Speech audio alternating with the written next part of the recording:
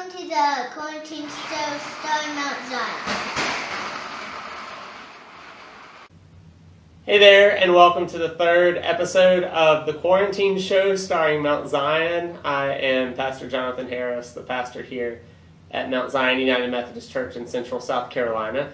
On today's episode, you get to learn more about our wonderful children's ministry intern, Zechariah Copeland, as we spend a few minutes talking together. You'll also get to have some fun and laugh and learn a little bit more about another wonderful small business that you can be supporting here in the local community. So thanks for tuning in and take a look. All right, so in case anybody's tuned in today for this episode of the Quarantine Show, today we get to visit for a little bit with Zechariah Copeland. Zechariah is a Southern Wesleyan student and has been an intern and continues to be an intern at Mount Zion, obviously in a very different way right now, but really excited to allow people a chance to get to know him a little better today. So Zechariah, thanks for tuning in and being part of this today. Yeah, I'm excited to be here with you and hopefully have some fun. All right, sounds good. And thanks for stepping out and being willing to do this. So obviously a lot of folks at church have gotten to see you in worship and see you doing things with the children for Sunday school and discipleship and activities. And I think a lot of them haven't gotten the chance to know you as well as I have. And I know I'm just really impressed with your maturity and how thoughtful you are with how you do ministry with the children and that you aspire to continue to be in ministry beyond college. And so I just thought it would be nice if you might share a few words about your call to ministry and what that's like and where you see that leading you. Yeah. So I've been doing children's ministry, at least in a voluntary role, since about sixth grade, actually, is when I started. We have a children's choir back at the church that I grew up in. And I would sit with some of the kindergartners and first graders and help them read the words for their books and stuff. And then just since then, I've always found ways either through like Sunday school or VBS, different ways to volunteer. But it never really came to my mind that could be an actual job for a long time. And so when I got to 11th grade, I was going to go to community college, and I decided to study early childhood education because I knew I liked and even loved teaching the kids at church. But then when I got into early childhood education, I kind of realized that something was missing from it. Like I got to volunteer in a preschool and just like I really love like being with the kids, but then like just trying to teach like subjects and stuff. Like I was missing something that now I realize that was that I love teaching the kids about God and just the ministry side of things. But at the time I didn't realize that, and so I dropped out of the early childhood education and decided to follow something else that I liked at the time, which was NASCAR. And I actually went into that and I studied and I got a certificate in motorsports management and technology. And I was fully going into that. I still didn't find love in that, but I liked doing some of that stuff. But then one day while I was in the middle of that program, I was at home in my room. I had been reading my Bible and praying, and I just had a thought that came from God, just that I bet the children's pastor at my church, I bet she loves doing what she does. And so that's the first time that it had ever come across my mind that this could be something that I could do for the rest of my life as a job. And so I'm very glad that I had been spending time with God in that way so that I could hear that from Him or hear that calling. And then I've been pursuing that for a couple of years since and plan to continue doing that. Yeah, Yeah, I think I don't know how the motorsports management was, how you were with that, but I think you've definitely found where you need to be.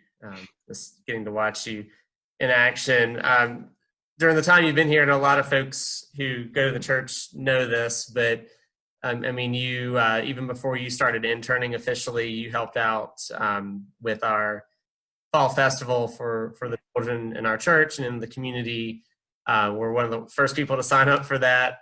And you've done a number of children's sermons and obviously teaching Sunday school. Some people might not realize, except for the parents of the children in there, that at one point in the semester, um, once our curriculum that we order ended, you started writing your own Sunday school lessons, which I thought it was really cool. And have done a lot of other things. I know you'd planned a soccer camp that we ended up not being able to do because of COVID-19. But I was just curious, since the time that people here have been able to actually see you, back when we used to be able to be together physically, what have you learned about doing ministry in the midst of a pandemic when we can't be around people as much and we have to find creative new ways to be in ministry with people? Yeah. So one thing that really comes to mind is that I was always taught that ministry and the church exists outside the four walls, of the church. But, I had never necessarily seen that other than doing missions work, like volunteer work outside the church a little bit, but just to see how much over the past few months that people have really been willing to take part in ministry, like with the started the new program for mentoring and fellowshipping with the kids and some of the adults and youth in the church.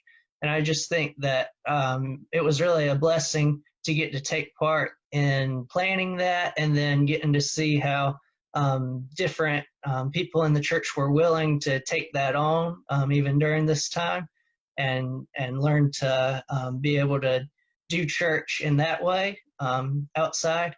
And then I think just for me, learning to be persistent with stuff and patient with trying to figure out how to do Sunday school. We've been doing where I would send out the lesson packets and lesson videos and put them on Facebook and do them in the email to the parents. And so just trying to figure out what works well for that and what doesn't.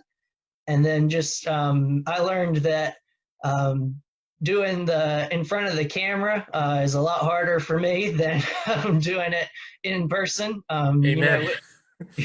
With doing it with the kids, I really get to feed off that energy that they have and know what are they understanding and not understanding at different times. So I spent a lot of time trying to figure out what to say to the camera and then hoping. But I'm really excited that we'll be moving this coming Sunday and then throughout the summer into doing Sunday school on Zoom with the kids. And so that'll be a little bit more personal and live in that way. So I'm excited about that. Yeah, I am too. And I appreciate you learning along with me in this season where we're really learning as we go, right? And so it's been a joy to see you try some new things as I've been trying new things as well. I was curious, one of the things I've enjoyed hearing from some people on so far as we've been doing this different way of communication and doing these videos is just like how people are staying connected with God and with their faith during this time. I think I know for me personally, I've said many times, the church isn't a building, it's the people, and, we can experience that anywhere. And it means one thing, I guess, saying that when you're still using the building, but it's come to mean a little something else to me when we truly cannot use the building and have to figure out how to do church and be connected to God and continue to move along in our faith. So how have you kept that connection going in your own faith during this time? Yeah. So Personally, I'm pretty consistent with doing devotions every day and just taking time out to spend with God. I don't, I plan to do 4 times of about 15 minutes each time during the day, and I miss, every once in a while, I miss some of those. The past couple of days, I've only done it twice, but thankfully, nowhere in the Bible does it say, "Thou shalt do this many devotions during the day." It's just It about. does. You just haven't read that part yet. Yes. No. um, it's just about drawing closer to God, and learning more about Him in different ways. And so I've been able to continue doing that, even though, during this time of everything around us is changing, but that's one way I've been able to stay consistent with my relationship with God. And then with my relationship with other people, I've been able to take some time to call and talk with people on Facebook a little bit at the church, just to continue, fellowshipping with and catching up with people back at church, even though we can't see each other every week on Sunday morning, just continuing relationships in that way. And then just I got to do a couple weeks ago. I was able to find a way to volunteer with a local food bank, and we were able to do that. And still, we were socially distant most of the time, and so we were able to do that and still be able to make the packets of food for everyone and boxes. And so I enjoyed getting to do that, volunteering that time. Very cool. When you were just talking about your devotional time, I would encourage anybody, once we are eventually able to all be together in one place again, I would encourage anybody from the church who hasn't taken the time to do this just to talk to Zechariah just about the spiritual disciplines and that kind of thing. I know you've shared a lot with me about that, and I know, as I've shared with you before, that's when I was coming along in school where you are, that wasn't on my radar. And so I just, that's an inspiration, I know, to me, and I hope others will take the time to learn some of that about you. So aside from helping people get to know each other better through this, one of the other goals is to just provide a bright spot for people in the midst of times when there was certainly not always a lot of good news out there, and a lot to laugh about and smile about, and with isolation that some folks are experiencing. And so we're going to do a little game, and the one that you had selected was charades. And so we have each written down a few words that we're going to try to get the other person to guess. And depending on how this goes for our last one, we might have a neat little spin on it to see how this goes. So if it's all right, I'll try to act my first one out first. All right. And that way I get to kind of make a fool of myself first. Get that going. Okay, so, and I'll try my best as a preacher not to talk while I'm doing this. All right, here we go. Praying, Bible, reading, book. Yeah. All right. It was reading. Okay. All right. I thought about doing Bible, but I thought that was I could just do reading. That would be a little less specific. All right. Very good. All right. Here we go. So. Throw. Baseball. Yeah. Baseball? All right. Very cool. All right, for this next one, I've got to get up, so I hope you can see me here. And I'm not going to say anything else because I don't want to.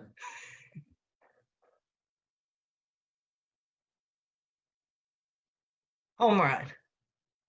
What was that? Home run. Home run, yeah. Yes. When you did baseball, I thought I was like, don't tell me he read my mind and picked my second one. Good minds think alike. That's right. This All is right. going so much better than Whisper Challenge or Random Musical Instrument Challenge. I'm just going to say. All right. Let's see. Video games. Yeah. All right. Hey. Nice. All right. So maybe we do need the challenge of this third and final round. So what we're going to do for this last round is something I think on the Tonight Show they call it like shouting charades. We aren't going to shout, we'll just talk. But basically, in regular charades, obviously, you cannot talk, you have to use hand motions. And so with shouting charades, what you do is you do not do hand motions, but you describe with words what motions you would be making if you were playing charades. And so this could blow up on us, but we'll try it anyway. All right. So you ready for me to start? All right. Let's try it. Okay. I am standing up and I am pulling my right foot back. And now I am swinging it forward. And now I am playing soccer? Moving. Yeah. Soccer. Okay. First I was going to say hokey pokey because you put your foot back, but yes. All right. So I am holding something and using it's around, part of it's around my neck and holding, and then got two hands on it in different places, one up higher and then one down low. So not a stethoscope.